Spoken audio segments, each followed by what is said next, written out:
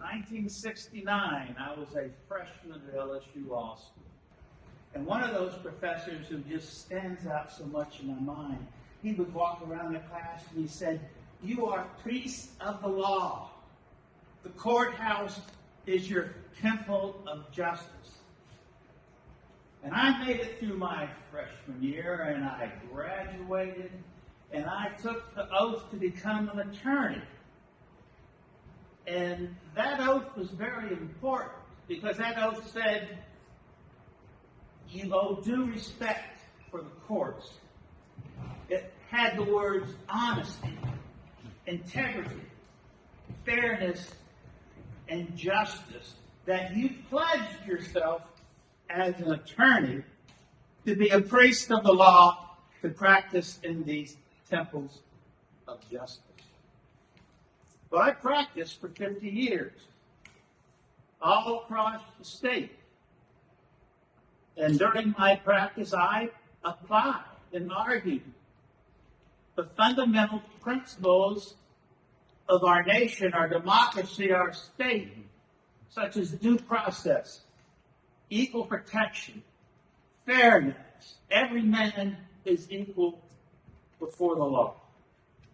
I was able to represent people that had been kicked off the voting rolls in Baton Rouge and have them placed on the roll.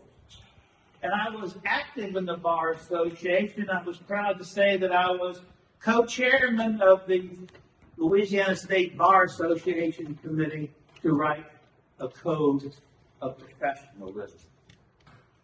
But you know, through all that, through my time at LSU Law School, through my time trying cases across the state, my involvement in Baton Rouge and Louisiana Bar Association activities, I never once heard the name Colfax Massacre. I learned about it. I retired after 50 years, and I must tell you, I enjoyed my retirement.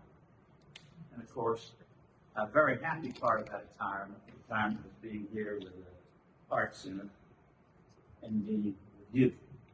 But I was at home, and I was reading this article about the dedication of a memorial to the victims of the Colfax Massacre who were killed at the Colfax Courthouse on Easter Sunday, 1873. And it was quite an interesting story about how this memorial came about. This is Avery Hamilton. He has a church in Colfax. This is Drew Woods over there. This is Governor John Bell Edwards. This came about because Avery's great-great-grandfather was Jesse McKinney, who was the first person who was killed at the Colfax Massacre. And Drew Woods, his great-grandfather, was one of the people that were going to kill him. And they met when a marker was being taken down at the courthouse, and they discussed it amongst themselves and said, you know what? We need to do something about this. This is something which is unjust, and this is something which is basically hidden and is really not known across our state. And so they put together a foundation, and they had this memorial set up. Now, I had to go see this. It was just something called me. It says, Chick, you got to get in that car and grab your wife, and we're going to drive 2.5 hours to Colfax in the middle of Louisiana, right here on the Red River, which flows into the Mississippi River. And so we did that, because I had to see it. And we got on Interstate I-49, drove up past Alexandria, and we got off on Louisiana 8. And it was very interesting because the sky was dark. And we're going down this small highway through fields. And in the fields, you had these big old pecan trees now and then. And their tops had just been popped off. as if a big storm had come through. And it just seemed so surreal at that time. Well, we drove down Highway 8 and we came into Colfax, and we came to the courthouse. And this is the courthouse then, courthouse now, a modern courthouse. But there was no marker at that courthouse. There was nothing at that courthouse in Colfax, Louisiana. The 35th Louisiana State Judicial District Court. There was nothing about the Colfax Massacre. And I told my wife, Keith, we got to find this. This doesn't make any sense to me. And so we started driving around. And about a half a mile from the courthouse, in a Kansas City Southern Railway right-of-way, we found the memorial. And this is the video I took because I wanted you to see where it was, which is basically nowhere of significance. No bodies buried there. The event didn't happen there. It was put on the outskirts of town in a railroad right-of-way. And I asked myself, how can that be? Why is it? And I decided, I guess it was the lawyer in me, that I wanted to find out. And so I took it upon myself to research the Colfax Massacre. And I did that by reading books on the subject. And I rely heavily on two books in particular, Leanna Keith, The Colfax Massacre, and Charles Lane, The Day Freedom Died. Two books which are very, very, very interesting, very well researched, and very accepted among historians. I read old newspapers, and this was perhaps one of the most interesting parts, because I went back to 1873 to newspapers.com, and I started reading the newspapers about what was happening around the time that this happened. And I read newspapers after that, up to the present.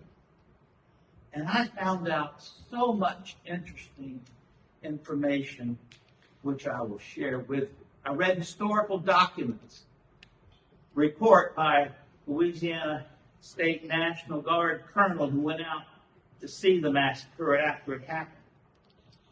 I spoke to Hamilton, Adrian Hamilton, and Drew Woods. I spoke to Charles Lane, the author. I spoke to a witness who, when he was a 12-year-old boy, he went to the courthouse and found bones from bodies that had been buried there. I called state agencies. I had a lot of conversations. And I wrote a lot of letters to a lot of people who had a lot of power. So, what have I learned? I learned that former slaves were defending the Colfax courthouse from an attack from white supremacists. I learned that they surrendered when the courthouse they were in was set on fire. I learned that after they surrendered, they were taken out and summarily executed. And I learned that they were buried at the courthouse in a defensive trench that they had built to protect the courthouse. And I learned that today, now, those bodies remain at the Colfax courthouse. Never moved. In a courthouse that operates on a day-to-day basis, where citizens are supposed to go to seek justice. But to get justice, and I put that in quotation marks, at the Louisiana 35th Judicial District Court in Colfax, you first have to walk across an unmarked mass grave of executed former slaves.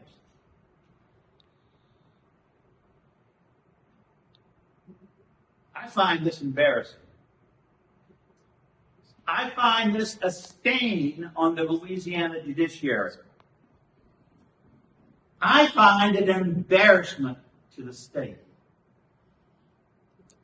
I have been trying to fix it, but I have had no luck. And I'm here to ask you if I've overreacted to this. I'm going to tell you the story in detail. Am I asking for too much to have the graveyard marked? Is I'm asking too much for there to be some respect given to the black dead at the courthouse? And you can tell me when I finish this presentation. First, some definitions. You hear about Louisiana. Louisiana's different. Well, Louisiana is different. We don't have counties like Washington County. We have parishes. And the parish that this happened in was Grant Parish. We don't have a board of commissioners in Louisiana like you have here in Washington County. We have a police jury. There it consists of 8 members. So I'm going to tell you the story how we got to where we are. And go back in time and let you know what happened. But one thing I need to be very clear. I'm going to tell you history not to be judgmental. I'm telling you history so you can put today in context. The problem exists now in the present, but you can only understand the present if you know the past. So I'm going to talk about the culture. And I'm going to use words that perhaps some people may find offensive. But I believe that you have to look at the history to understand where we are right now. Meredith Calhoun, he was a rich man. He lived in Huntsville, Alabama. He had plantations here and plantations there, and he grew cotton. And he was a very successful man. But you know what? After 20 years or so, cotton takes the nutrients from the soil.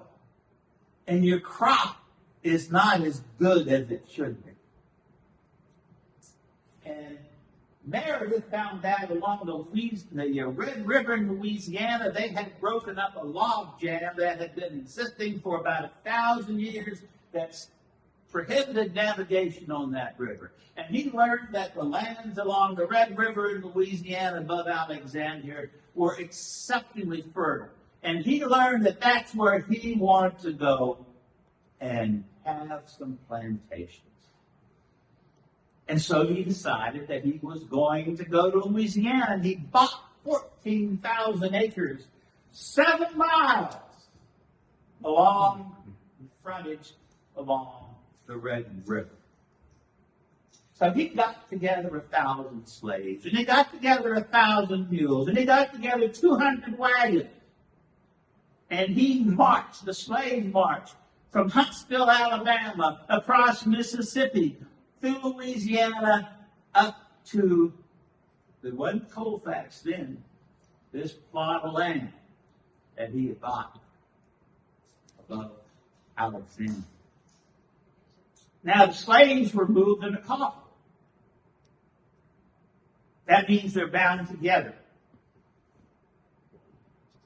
Contemporary accounts would describe the coffin as men handcuffed and chained together in pairs, women tied with rope sheets, guards reinforced. Some would say they had iron collars around their necks, a long chain to each collar. We don't really know, and I've tried to find out how the coffle of the slaves was put together to get from Huntsville, Alabama to Red River, Louisiana. These thousands of men chained, 1,000 men, women, and children, and men chained together. But I did find something very, very interesting. Frederick Law Olmsted, I don't know if any of you all, you gardeners probably know who he is. Frederick Law Olmsted, before he was an internationally acclaimed landscape architect, he was a journalist, God bless journalists. And he had been asked by a publication to study the slave economy. And he spent time on the Calhoun plantation. And it says that at the plantation, he found information that the Calhoun coffle were linked by chains or ropes and were forced to march 10 to 15 miles a day in the latter part of 1830. He wrote, I met a coffle of Negroes, men, women, and children in a line. The men ironed together. The whole under charge of armed horsemen who carried long whips. The Cotton Kingdom, what he wrote in 1881. Now, Calhoun, he was a businessman. He was a good businessman, and he created 4 plantations from the land he bought. And he had a cotton plantation. He said that he was going to bring sugar this far north, which had not been done. And he was successful in also growing sugar and cotton. And when the slaves got there, they cleared the land. And they built the big house. And they built the houses for the slaves. And they prepared the fields. And they planted the fields. Now, Meredith, he got so damn rich.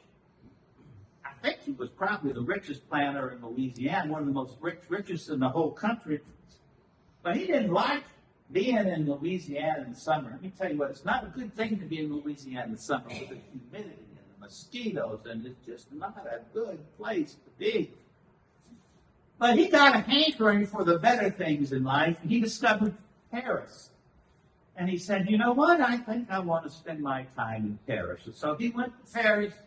With all his money, he bought himself a royal title. And he just, was around with all the fancy folks over there. But he had a son, William.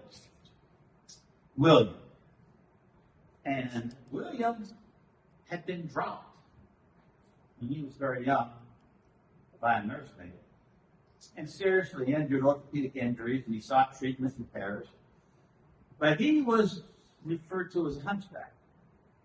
This was taken much later. And I never pictured him looking like that. But William's story is very, very fascinating because he ran the plantation. Now, one thing about the plantation, I don't know if this can be attributed to William or not, but the Calhoun plantations were known for their brutality. It was noted after Harry Beecher Stowe died in the New York Times that the Calhoun plantations were the model for Simon Legree and Harry Beecher Stowe, Uncle Tom's Cabin. Of course, Legree was a villain. Interesting in the news lately, there was a picture of Peter. He was a slave in Baton Rouge, where I live. I'm not here. He was shot in a photo taken him in 1863. You remember this? He worked on a plantation, and they shot his back, and he had all these massive keloids on his back from the sting of the whip. And if anybody's ever seen that photograph will always stay with you.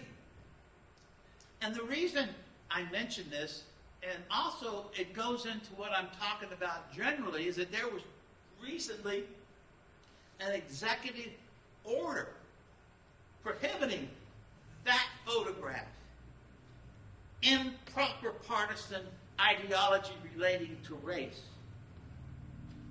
Things about slavery degrading shared national values and dividing Americans so that we're not supposed to display, at least in federal places, that which is bad about what has happened in the past. Now, they were rocking and rolling, they were making a lot of money, but the South did not agree with the North, and there was a Civil War. And the Civil War changed everything. The South was turned upside down. The slaves were freed. The slaves were the major asset that the plantations had. The South was placed in economic chaos. The plantation system collapsed. Production collapsed. Slaves were given rights. You just couldn't tell them what to do anymore, although they kept trying and trying and trying. They were freed men. Legislation supposedly protected them. And they participated in the political system. The 13th Amendment freed the slaves. But you know what the response to freeing the slaves was? Black codes. They were supposed to be free, but the state legislatures in the cities passed legislation to try to get around this inconvenient United States constitutional amendment that said they were free, and they said, you know what, that's not the case. Under these codes, you have to, if you're not working, we can get you for vagrancy, and we can have you work for white employers, and they're going to pay us rather than you. If they did work, they were supposed to sign these long contracts, and if they didn't meet their obligation under contracts, they weren't paid. Black children under the age of 18 were apprenticed to whites on the plantations where they were before to work as an apprentice until they reached 18. In response to the black codes, the Civil Rights Act was passed. And these were actually pretty damn strong civil rights acts. Made certain slaves had citizenship, the right to contract, sue on property, testify. The white blacks had the same rights as whites in civil matters. And these rights could be enforced in federal court. But there was a backlash to giving former slaves any rights. It was a violent backlash. And they were talking about giving the former slaves a vote in New Orleans in 1866 at a convention. 40 to 50 people who were there to support it were murdered by a white mob. Before the 1868 election, the Opelousas Massacre had happened with over 200 blacks and white supporters were murdered to intimidate them from voting. St. Bernard Parish, to suppress voters, up to 100 killed. Bossier Cattle Parish, they had hunts for blacks to terrorize them from voting. And the KKK and the whites, the Knights of the White Camellia and other white supremacist groups came into existence so that they could stop the black population from having any power, or as little power as they could. Then federal law passed the 14th Amendment, the 15th Amendment, the right to vote. They established freedmen bureaus to help the freedmen and to protect them. They established Reconstruction Acts where military districts were set up to protect the blacks, and they had orders to register them to vote. And then you had the Enforcement Acts, one referred to as the KKK Act, which if these rights of the freedmen were trampled, they would have the right to sue. No, it was criminal. It was criminal. So what is Willie Calhoun during all this? The guy that was left with the plantation. he had a change of heart. He became a proponent of the newly freed black man. He went against all the other plantation owners and offered them work, housing. He fought for their political rights. He was a member of the legislature in Louisiana, and he helped form Grant Parish in 1869 so that there would be a parish with 60% black, 40% white, so there could be one place where blacks could go where they would not be under white dominion and control. And the parish was named after Ulysses S. Grant, who brought the Southern cause to its knees. And Colfax was named after Grant's vice president. And at the time this happens, Colfax was just a small little village on the banks of the Red River. Before the Civil War, 40% of Louisiana's population was enslaved. So then we had the election of 1872, and the Republicans favored equal rights for freedmen and federal intervention. They favored the blacks having the right to vote and hold office. And they favored the federal government enforcing these rights. The Democrats, on the other hand, position was white voters should rule. Blacks should not be office holders. Blacks should not be able to vote. They wanted to do everything they could to undermine freedom. And the purpose of what they were doing was so that white supremacy could be preserved.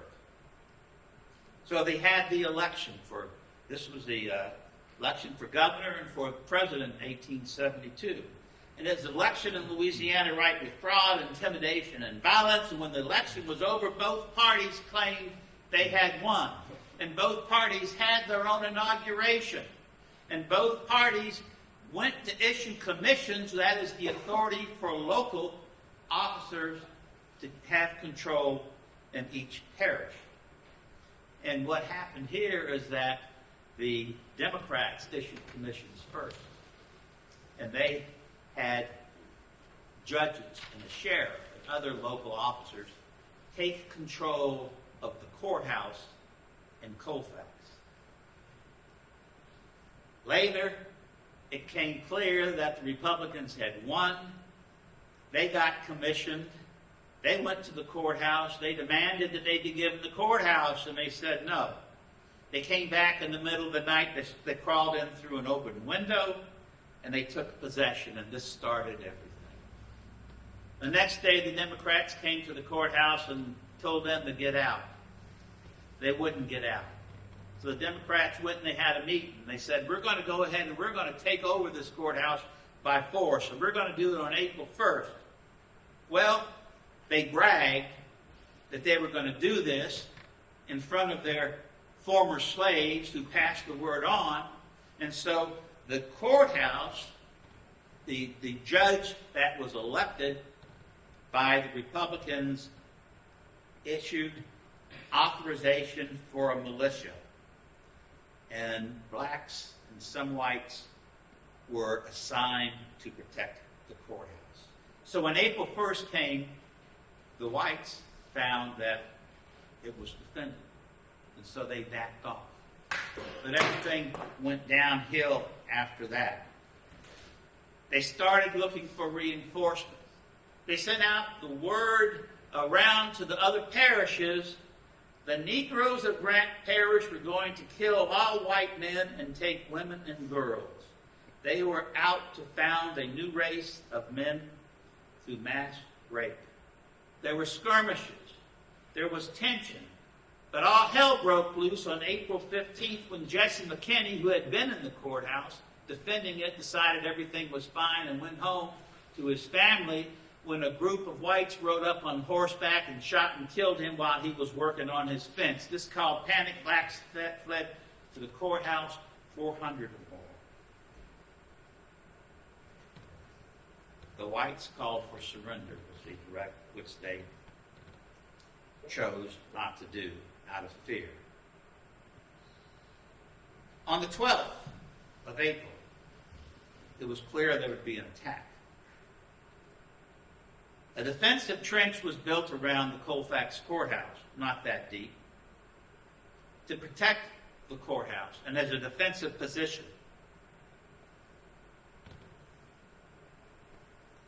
On the next day, over 120 heavily armed white men approached. They demanded that the blacks and the whites that were with them surrender. But they said, we're going to stay until assistance arrived. Because they had sent word to New Orleans, which was the capital at that time. The black defenders and the whites with them did not believe them. They would not give up. The women and children were given 30 minutes to leave. And the white Republicans left also. After those 30 minutes, the whites attacked. A skirmish line was formed, starting at 450 yards out, to move 50 yards at a time. The cannon was fired, but short. They advanced 225 yards. It was a stalemate for 2 hours. They found that the levee on the side of the courthouse was unguarded. The blacks took the cannon. They went to the side of the courthouse. They outflanked the blacks.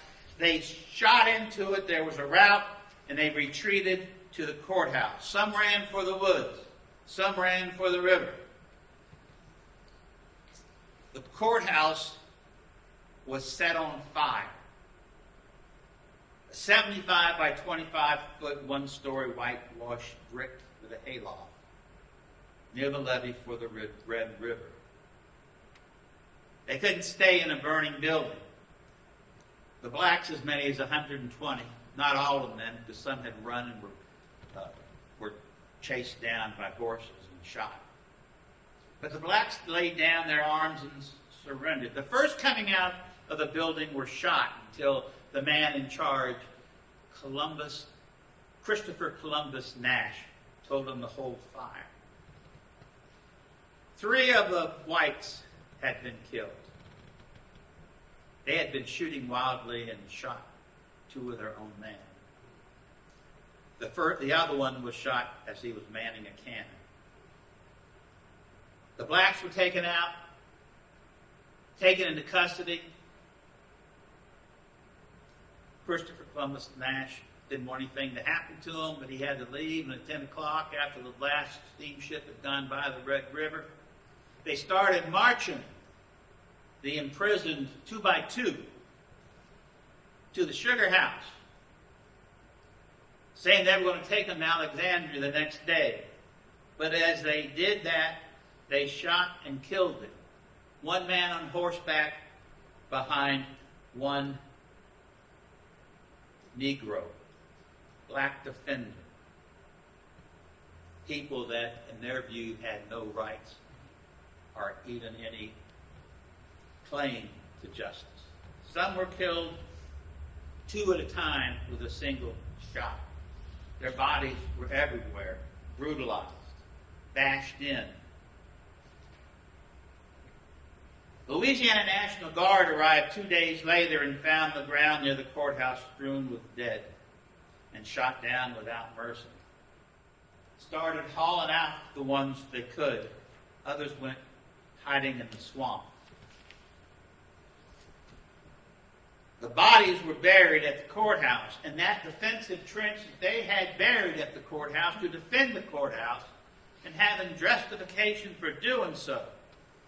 And it was recorded that 54 were buried in front of the courthouse. Other sources have up to 80. There were 3 whites killed. 1 who was manning the cannon, and 2 others who were shot by their own men.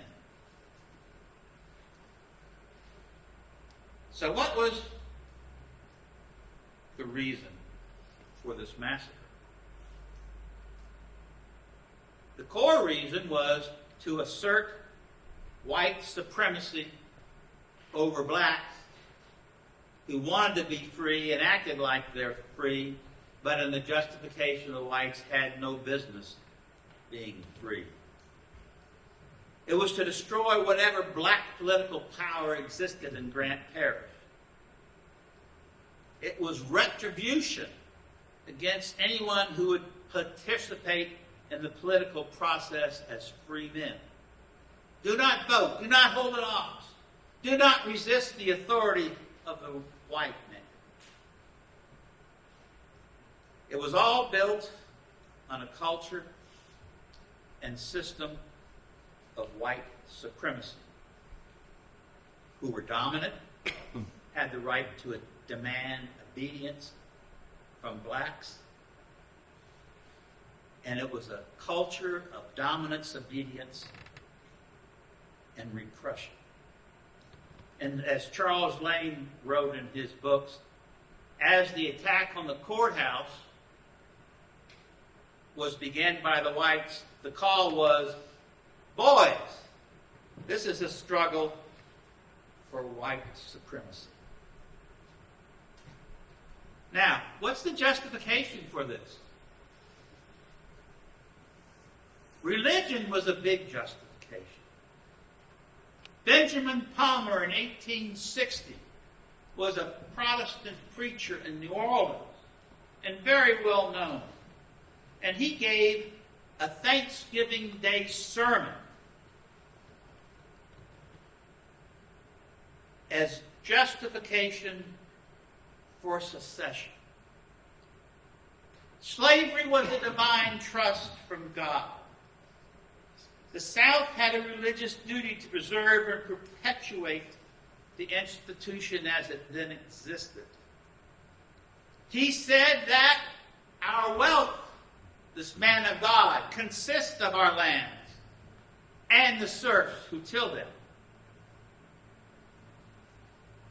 He argued that the abolitionist spirit was undeniably atheistic, from harsh and arrogant demands of an infidel fanaticism. He said only a tropical race could work the Louisiana fields, and that God ordained that the slave holders were the guardians of the slaves for their own good, that freed slaves would be doomed without white control and would bring starvation, vice, and death.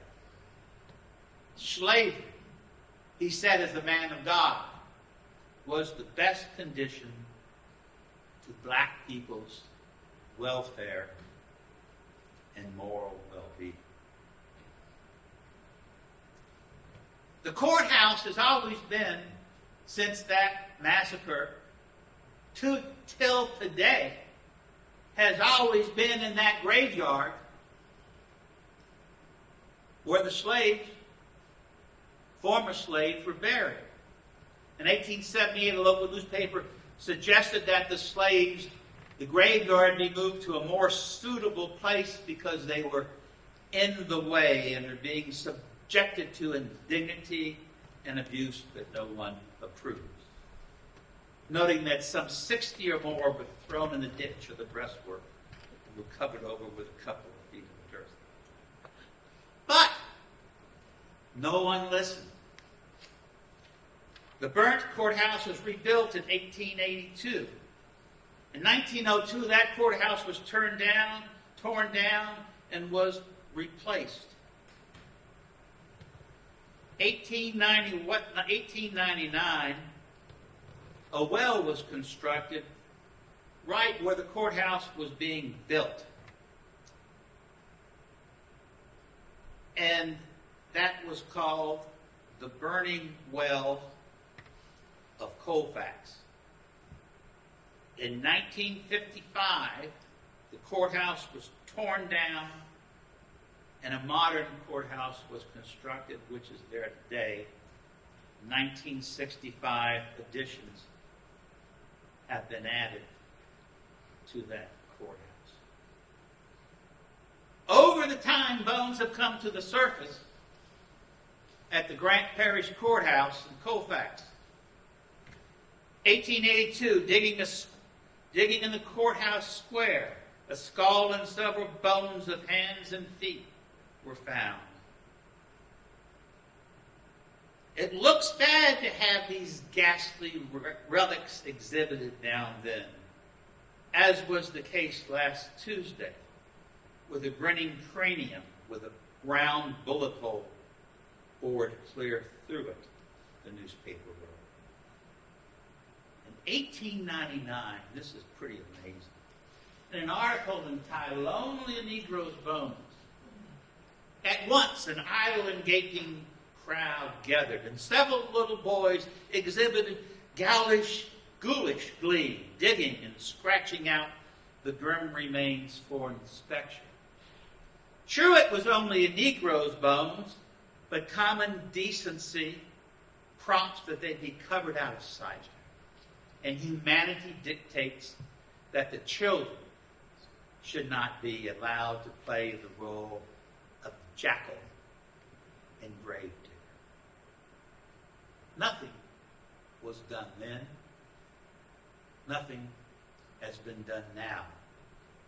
1913, a skeleton was dug up on the north side of the courthouse square. 1927, when they were putting down waterworks, a skeleton was dug up, and it was sent to LSU for the Civil War artifact collection.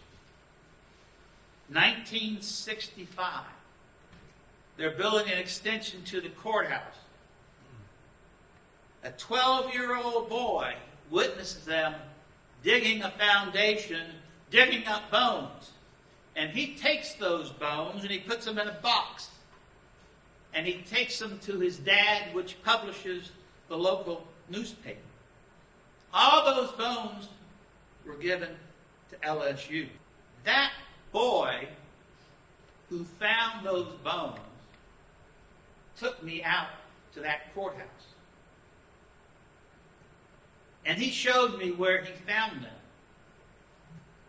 And the paper wrote later that when the bones were found, as they were doing construction on the courthouse, the workers were emotional when the bones were found, because human bones were human bones as far as the workers were concerned.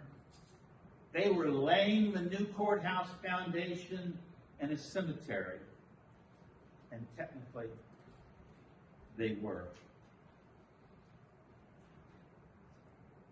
So how have the remains been treated?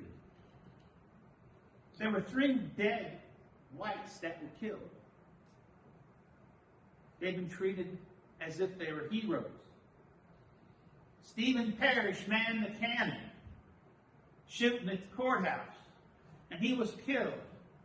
And they found his graveyard to be dilapidated. And so the police jury is the governing body of the parish, paid to have the grave moved to the Colfax cemetery for a more decent interment. They paid to have the grave enclosed with a picket fence. And they paid to purchase a headstone for Mr. Parrish. On the 50th anniversary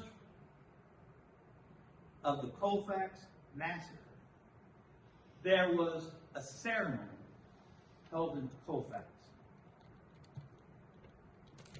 A 12-foot tall marble obelisk was placed in the Colfax cemetery. They marched from the hotel, the band marched from the hotel over to the cemetery, to the obelisk, which was covered appropriately. And there were speakers talking about the greatness of time past. The day was dark and dreary and raining, and it was just not the best of days. The widow and daughter of 2 of those who were killed were sitting as special guests. A Louisiana judge was master of ceremony. As the band got to the monument, the high school, as a student body, was there.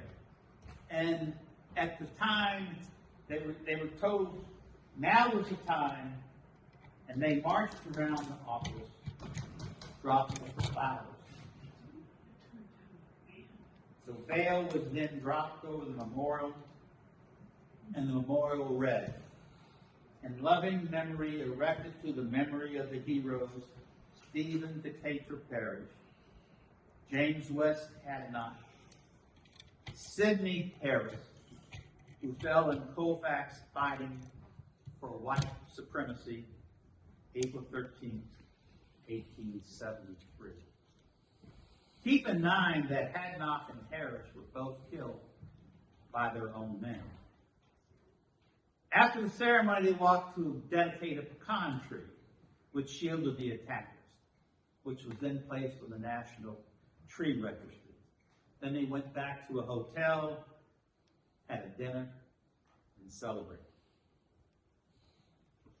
Estimates of the number of dead buried on the courthouse grounds were from 62 to 80.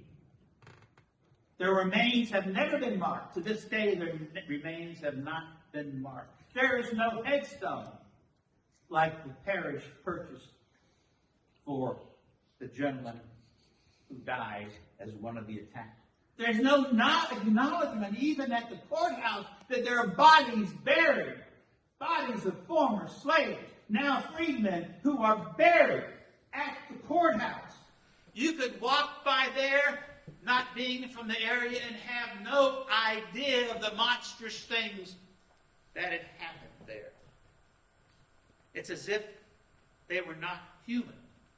No empathy, no caring, no concern, no Christian love, if you will. To this day, no one has moved to change that. That graveyard in the courthouse square still exists. It is not marked. It is not dedicated. It's permitted in the state of Louisiana to exist. And it shouldn't. Markers have been placed at the courthouse. No marker indicating that anybody's buried there. No marker indicating the number of people that were killed there. But there is a marker that was placed in 1981. On this site occurred the Colfax riot. And that's what they called it, the riot, as justification for shooting everybody. In which 3 white men, and they say in this marker, 150 Negroes, lowercase, were slain. This event marked the end of carpetbag misrule in the South. Not one mention of one black man buried in the courthouse square. Not one recognition. Can you imagine that? In the state of Maine, would you have 60 to 80 people who were murdered and interned in a courthouse square, laying there not marked, not acknowledged? Can you imagine the society that would let that condition exist? Troubling. More than troubling. State marker was removed. After 60 years, it was because some historian said, you know what, that's just not a true depiction of what happened. The marker was determined to be owned by the Department of Culture, Recreation, and Tourism. And the police jury, the governing body of Grant Parish, said we didn't know if the marker was accurate or not. They want everybody to be equal in Grant Parish. They want to be all-inclusive and regardless of the status of life. And when they learned about the bodies, well, they knew about this all the time. Everybody knew about it. It was unspoken in Grant Parish.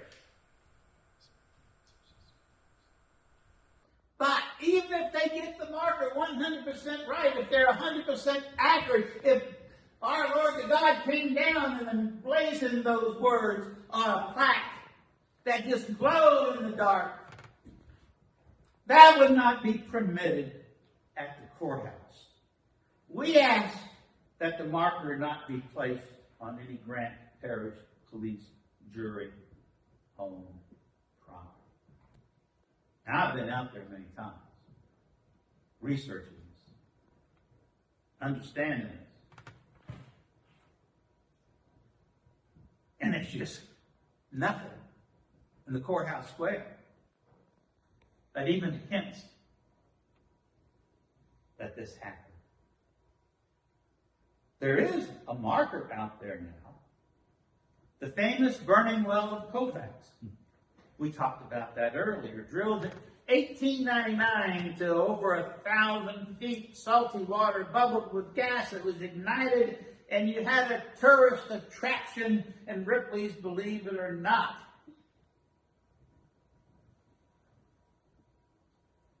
That attraction died. The flame went out. But even today, you have a marker for a dead well. You have a marker for a dead well at the Louisiana State District Courthouse in Colfax, Louisiana. But not one word whatsoever that to enter the courthouse you have to walk through and across a graveyard where people were slaughtered and murdered. There's something wrong with a state that permits that to happen. It's almost inconceivable to me. There is no memorial at the courthouse to the black victims. There is that memorial half a mile away in the right-of-way of a railroad. It doesn't belong there. They weren't killed there. The massacre didn't happen there. The massacre happened at the courthouse. But the governing body in Grant Parish and the state of Louisiana can't have the decency to put a marker where the dead are buried today. They do permit a nativity scene to be in the midst of the grave.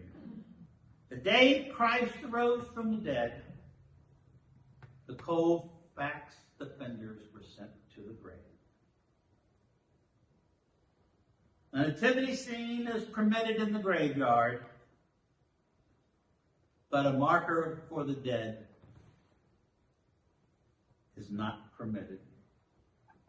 Quite ironic, I would think, and those of faith, I feel certain, are asking themselves right now, what would Christ say? If he was here today, what would Christ say? Under Louisiana law, burial sites are sacred places. Colfax has not been treated as sacred. The dead in Colfax have been abused. Under Louisiana law, burial sites are to be treated equally, regardless of race or creed. The 3 whites that were killed were treated as heroes. Heroes. The black dead were treated as if they are not human, not even entitled to have a marker where they are buried at the Louisiana State 35th District Courthouse in Colfax.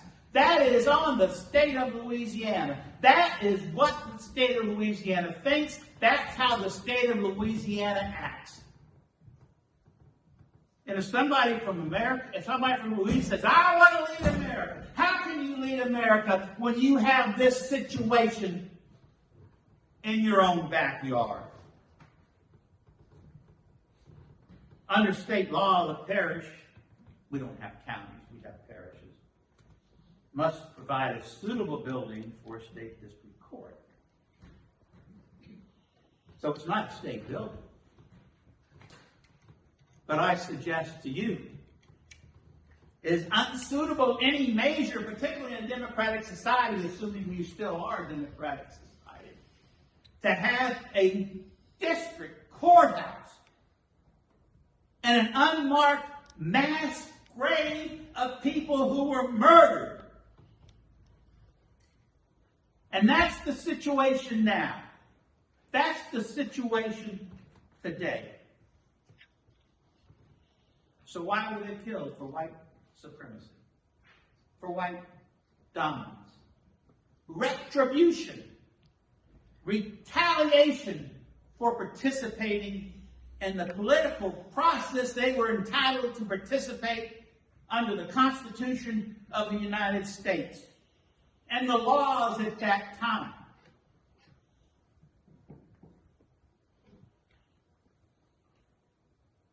There has, however, been intimidation and warnings that have issued for blacks not to participate. There was one thing I wanted to mention to you.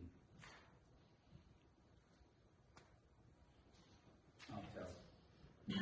So, they were killed to assert white dominance. So who knows about this? Who knows that the bodies are still buried at the courthouse? Buried on the courthouse grounds in an unmarked grave. To enter that courthouse, you have to walk across an unmarked grave of murdered men, formerly slaves, but because they were black, they didn't deserve an acknowledgement that they were even on the courthouse grounds. So who knows? As many people as I can write to in the state of Louisiana know. Our governor, Jeff Landry, knows. Did not respond to my letter. Our Attorney General, Liz Murrill, knows. Did not respond to my letter. Chief Justice of the Louisiana Supreme Court knows. But he said, this is not our problem. This is the parish's problem. I suggest you go ahead and go to the parish, which has been keeping it this way ever since it happened. Speaker of the House, Mike Johnson, knows. How do you know? I've written all these people. God knows how many letters I've written to let people know so they can understand what exists at the courthouse. In a free democratic society in Colfax, Louisiana, I've written senators, politicians, black and white. Most of them don't even give me a response. The Louisiana Bar Association, 3 times, not one response. The Louisiana Association of Justice, Trial Lawyers Association, of which I was president back in '80. They have not responded to 2 of my letters. I've written the universities, the law schools, the history departments. I've had a conversation with a former dean at LSU Law School. The other ones don't want to talk. I've written churches to discuss this. No one, I may have gotten a phone call here and there, but nobody wants to reply. I wrote the Louisiana Association of Defense Counsel, whose job it is to represent people accused of crime, and you know what? They have responded. To them, it's wrong that this situation exists. They have created a committee to look into it, so how can you have a courthouse in the United States of America in Louisiana which has dead bodies buried there, and they're buried there for a warning? No doubt. They are buried there for a warning. If you don't do what the man says, this can happen to you. There's no question about that. Historically, that has been the case in Louisiana. And I've asked churches. And so what am I doing now? I have concluded this is wrong. I did not know about this. I discovered this. When I discovered this, I said, to the extent I can, I'm not going to let this continue to happen. But so far, the wall has not cracked. But you know what? I intend to keep chipping at it. And one of these days, the dam is going to break.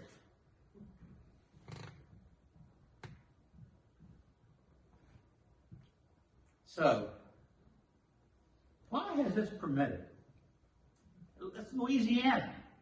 It's deeply ingrained in its culture. The Anglo-Saxon race will not be the slave of an inferior race, has been the attitude of so many people. Place the banner of white supremacy where once our darky foes tried to reign over that little town, referring to Colfax. A history of hate enshrined within the church, which is the justification for holding another man enslaved. Grant Parish is a conservative parish.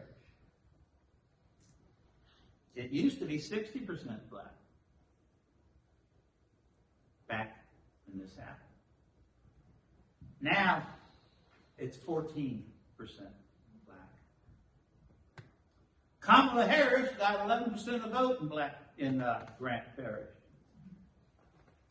The Grand Wizard of the Ku Klux Klan, David Duke, versus the election with Edwin Edwards back in 1991.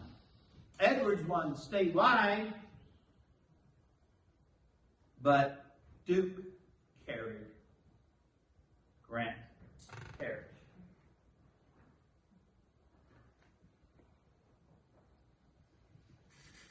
So, I look at this as a tribal term. Courthouses, to be fair and impartial, supposed to be a temple of justice where law is applied equally. Can you say that's the case in Colfax, where they don't even acknowledge or mark the graveyard on the courthouse grounds that you have to cross to enter the threshold to even get into the courtroom?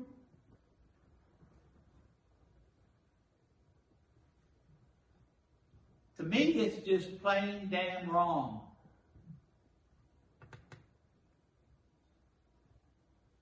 And I haven't got a response yet in Louisiana. So I'm here to ask you, am I overly concerned about this? Am I wrong? Am I wasting my time? I don't think so.